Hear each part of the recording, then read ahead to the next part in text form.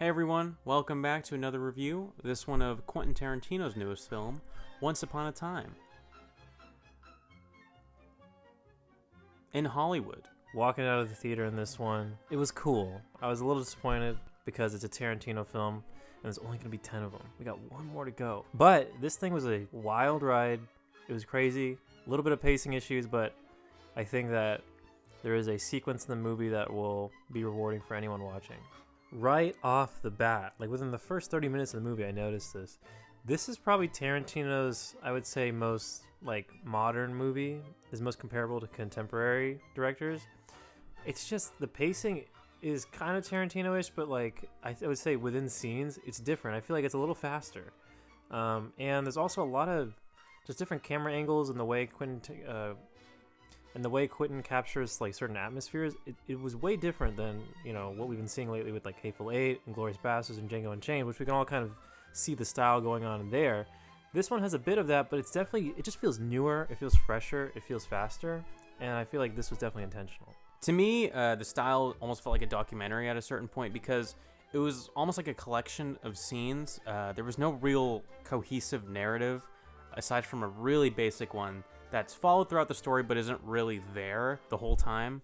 And so in that way, to me, it really felt like it was just a documentation of these different things happening, these different small events that ultimately lead into a, full movie. But aside from that, I mean, it did not mirror any of his movies that I can recognize at all. Like, it was really different style-wise, which I appreciated, especially since it's set in LA.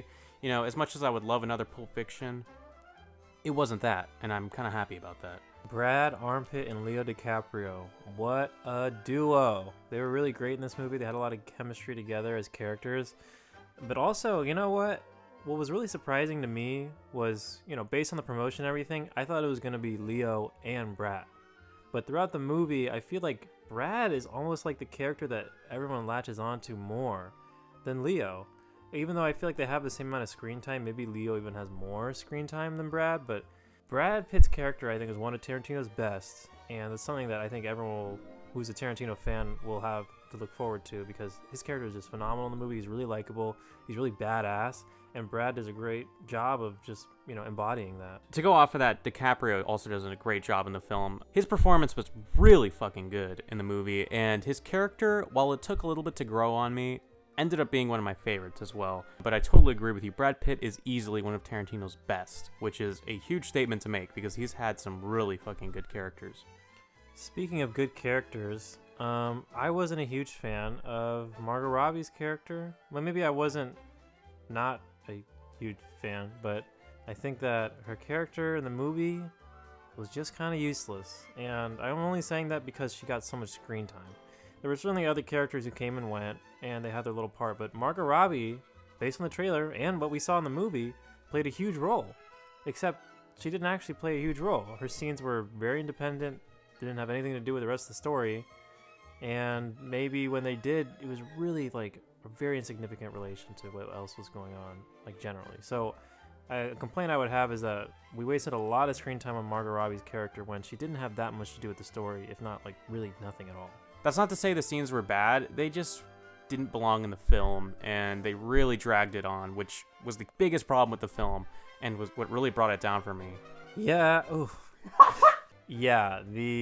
Honestly, the first 2 hours to me are very different from the last 40 minutes. I think that the first 2 hours are pretty good. It's like a fun watch. It's kind of like almost watching or maybe listening to Tarantino if he was an artist, like listening to his B-sides album. And then the third act, the last 40 minutes to me is so exciting. It's like Tarantino in full throttle. It's almost like the energy that lacked in the first 2 hours was made up for within the last 40 minutes, which is pretty huge, considering that the ratio to time. Overall, what this film felt like to me was like almost like Tarantino loose change, except he took the loose change that was like his best loose change. To me, it just felt like, maybe Tarantino had a lot of scenes that he liked and he just kind of put them in the movie. And then he made it into one story. It ended up being really good, but to me, it wasn't great, and it just lacked the greatness that his other great films have had in the past.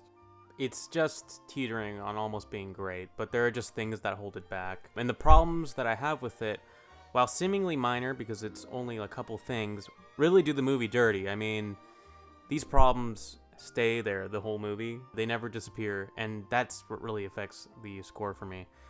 I'm going to be giving this a really high 7 out of 10. It's almost really great, but it's just not there. I mean, I wouldn't call that disappointment. I think it's still a good movie.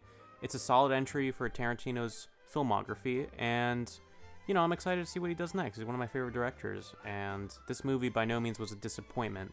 Yeah, I would give it a 7.